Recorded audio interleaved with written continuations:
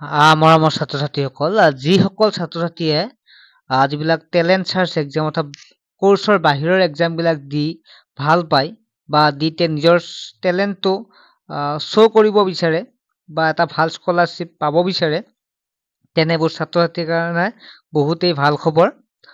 কিয়নো এটা এক্সাম আছে, যিটো এক্সামত যদি পৰীক্ষাৰ্থীয়ে পাছ কৰিব পাৰে, অৰ্থাৎ পৰীক্ষাটোৰ মুঠ নম্বৰ হৈছে 120 নম্বৰ।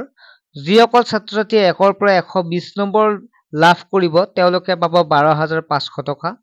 যিসকল ছাত্ৰ-ছাত্ৰীয়ে 98 নম্বৰ লাভ কৰিব তেওঁলোকে পাব 6,000 টকা।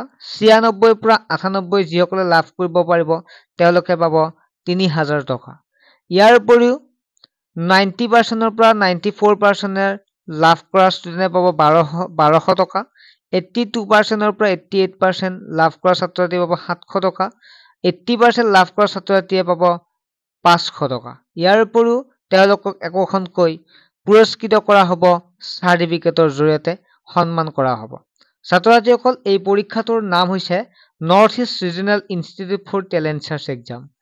পৰীক্ষাটো যদি আবেদন কৰা অনলাইন বা আবেদন কৰাৰ যদি লাষ্ট ডেট চাওঁ তেতিয়াহ'লে এইটো মাহৰে অৰ্থাৎ 31 তাৰিখ 1 জানুৱাৰী 2025 অৰ্থাৎ এই মাহৰে 31 তাৰিখলৈকে অনলাইন কৰিব পাৰিব।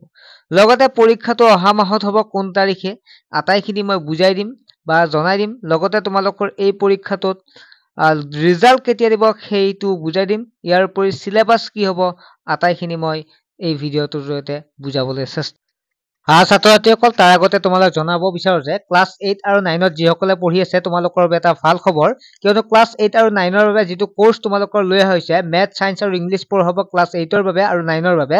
8ৰ বাবে মাত্ৰ 119 টকাত বছৰেকীয়া পৰীক্ষালৈকে পঢ়োৱা হ'ব আৰু ক্লাছ 9ৰ বছৰেকীয়া পৰীক্ষালৈকে পঢ়া হ'ব মাত্ৰ 99 টকাত। যিসকল ছাত্ৰ-ছাত্ৰী ইচ্ছুক হৈ তোমালোকে দিব পাৰা। লগতে মান্থলি বা আমি 15 দিনৰ মূৰে মূৰে একোটা পৰীক্ষা পতা হয় য'ত প্ৰাইচৰ ব্যৱস্থা ৰখা হয়। তেনেহ'লে তোমালোকে এতিয়াই জইন হোৱা, হোৱাটছএপ নম্বৰটো SMS কৰি ভালদৰে বুজাই দিয়া হ'ব, অংক একেবাৰে সহজ হৈ যাব। ছাত্ৰ-ছাত্ৰীসকল, এতিয়া মেইন টপিকলৈ আহিছো। এতিয়া তোমালোকৰ কি থাকিব ছাবজেক্ট, অৰ্থাৎ তোমালোকৰ যদি চাওঁ তেতিয়াহ'লে টপিক চালে আমি বিজ্ঞান থাকিব, অংক থাকিব, ইংৰাজী থাকিব, ব্যাকৰণ থাকিব, ইংৰাজী ব্যাকৰণ, সাধাৰণ জ্ঞান থাকিব, যুক্তিতত্ত্ব আৰু ছবি চিনাক্তকৰণ থাকিব, য'ত ৰিজনিং থাকিব। ঠিক আছে। ইয়াৰ উপৰি তোমালোকে এই পৰীক্ষাটো দিব পাৰিবা বৰ্তমান ক্লাছ 1ৰ পৰা ক্লাছ 12লৈকে এই পৰীক্ষাটো দিব পাৰিব। যিসকল গাৰ্জেন আছে, যিসকল 1-2ত পঢ়ি আছে ষ্টুডেণ্টে, যদি ষ্টুডেণ্টৰ ইম্প্ৰুভ কৰাব বিচাৰে, ষ্টুডেণ্টক যদি 10জনৰ আগত বহুৱাব বিচাৰে, ভয় নোহোৱা কৰিব বিচাৰে, তেওঁলোকক এই পৰীক্ষাটোত অৱতীৰ্ণ কৰাব পাৰে। এতিয়া পঢ়িব লাগিব কি, চিলেবাছ সম্পূৰ্ণ বিশ্লেষণ কৰিম এটা নেক্সট ভিডিঅ'ত। তাৰ আগতে তোমালোকক জনাও যে এই পৰীক্ষাটো তোমালোকৰ পৰীক্ষাৰ ডেট হৈছে 9 ফেব্ৰুৱাৰী 2025 আৰু পৰীক্ষাটো হ'ব 11 বজাৰ পৰা 12:30 বজালৈকে। ঠিক আছে। আৰু পৰীক্ষাটোত পঢ়িবৰ কাৰণে তোমালোকৰ বাবে ইবুক প্ৰস্তুত কৰা হৈছে ক্লাছ 1ৰ পৰা ক্লাছ 12লৈকে। যিসকল ছাত্ৰ-ছাত্ৰী ক্লাছ 1ৰ পৰা 5লৈকে এই পৰীক্ষাটোত যিখিনি PDF প্ৰস্তুত কৰা হৈছে সেই PDFৰ মূল্য হৈছে মাত্ৰ 25 টকা। 25 টকাতে লাভ কৰিব পাৰিবা আগৰ কুৱেশ্যন পেপাৰ, লগতে ইম্পৰ্টেণ্ট কিছুমান কুৱেশ্যন।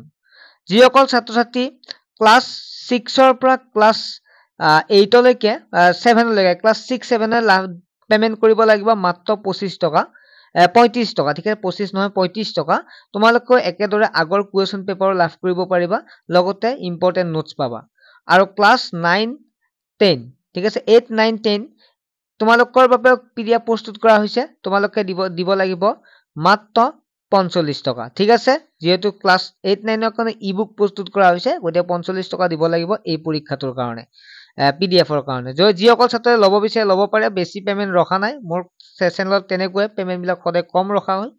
গতিকে তোমালোকে যদি এই পৰীক্ষাটো ইচ্ছুক হয় তেতিয়াহ'লে পৰীক্ষাটো দিব বুলি আশা কৰিলো। যিহেতু লাষ্ট ডেট হৈছে 31 জানুৱাৰী 2025লৈকে। পৰীক্ষাটো ভাল পৰীক্ষা হয়, বহু ছাত্ৰ-ছাত্ৰীয়ে পায় আৰু এই পৰীক্ষাটোৰ ৰিজাল্টত যাতে নিজৰ নামটো বহুৱাব পাৰি তাৰ বাবে নিশ্চয় চেষ্টা কৰিব আৰু লগতে যেহেতু পৰীক্ষাটোত 80% পৰা ষ্টুডেণ্টে পায় গতিকে নিশ্চয় তোমালোকে পাবা 80% কাৰণ মাত্ৰ 120 নম্বৰীয়া পৰীক্ষা ঠিক আছে বাই নেক্সট আমি সিলেবাস আলোচনা কৰিম আৰু তোমালোকক যদি এই পিডিএফটো লাগে বা তোমালোকক যদি নোটছখিনি লাগে তেতিয়া হোৱাটছএপ নম্বৰ যিটো দেখা পাইছা এই নম্বৰটো এছএমএছ কৰি ল'ব পাৰা তোমালোকক মেইন কথাটোৱে ক'ব পাৰিছিলো সেইটো হৈছে তোমালোকে আবেদন কেনেকৈ কৰিবা আবেদন কৰিবৰ কাৰণে তোমালোকে বিদ্যালয়ত তোমালোকৰ আবেদনটো হ'ব বিদ্যালয়ত কেনেকৈ কৰিবা বিদ্যালয়ত খবৰ ল'বা আৰু যদি যিসকল বিদ্যালয়ত তেনেকুৱা সুবিধা নাই তেতিয়াহ'লে যিটো তোমালোকে নাম্বাৰ দেখা পাইছা স্ক্ৰীনত এই নাম্বাৰটোত জৰিয়তে ফোন কৰি তোমালোকে যদি আবেদন কৰিব পাৰিবা তোমালোকে এই নাম্বাৰটো এছএমএছ বা ফোন কৰিলে হ'ল ঠিক আছে